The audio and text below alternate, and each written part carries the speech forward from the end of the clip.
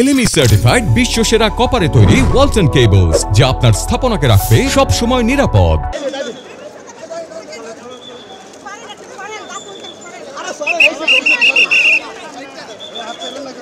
পাটরা থানার একটি হত্যা মামলায় তাকে সে এজাহার নামী আসামি, তাকে তদন্তকারী কর্মকর্তা আজকে আদালতে উপস্থাপন করেন। আপনারা জানেন যে সে থাইল্যান্ডে পালিয়ে যাওয়ার সময় শাহজালাল আন্তর্জাতিক বিমানবন্দরে তাকে আটক করা হয়। সেখান থেকে এই পাটরা থানা নেওয়া হয়, সেখান থেকে আদালত তাকে নিয়ে আসা হয়। তার বিরুদ্ধে অভিযোগ হলো যে সে ফ্যাসিস্টের একজন অন্যতম সহযোগী।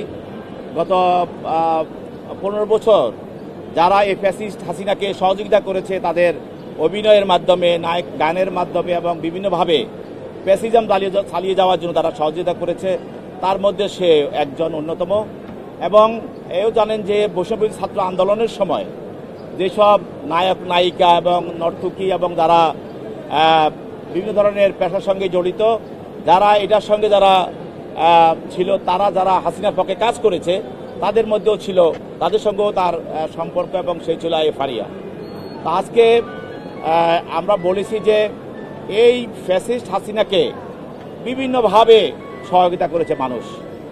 কেউ তার বক্তব্য দ্বারা সহায়তা করেছে, কেউ তার গান দ্বারা সহযোগিতা করেছে, কেউ তার অভিনয় দ্বারা সহযোগিতা করেছে, কেউ তার ফুটবল খেলা দিয়ে সহযোগিতা করেছে, কেউ তার ক্রিকেট খেলা দিয়েও সহযোগিতা করেছে।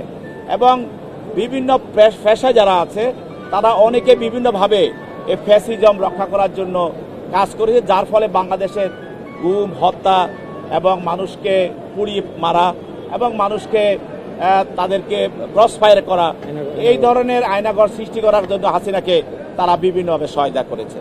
তো যেহেতু ফারিয়াকে তদন্তকালে তদন্তকারী কর্মকর্তা, অন্যান্য আসামি যাদেরকে গ্রেপ্তার করা হয়েছে, তাদের সঙ্গে তার তদন্তর বিষয় জিজ্ঞাসাবাদ করা হয়, এবং যখন এজাহারটা করা হয় তখনও তাকে এই ঘটনার সঙ্গে সম্পৃক্ত পাওয়ার কারণে তাকে এজাহারভুক্ত করা হয়।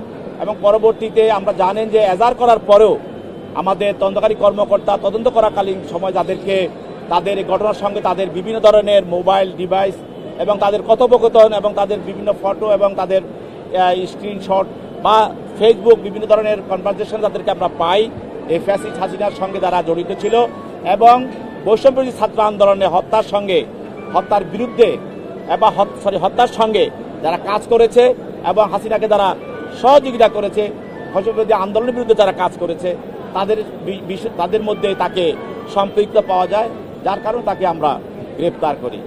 আজকে তার জামিন আংশিক শুনানি হয় এবং আগামী 22 তারিখে বিজ্ঞ বিচারক তদন্তকারী কর্মকর্তাকে তার বিষয়ে আরও কাগজপত্র সহ আরও তথ্য প্রমাণ সহ তাকে জামিন শুনানির বিষয়টা করার জন্য প্রতিবেদন দেওয়ার জন্য আগামী 22 তারিখ 5 নির্ধারণ করা হয় এবং আজকে তাকে CW মূলে জেল হাজতে প্রেরণ করা হয়।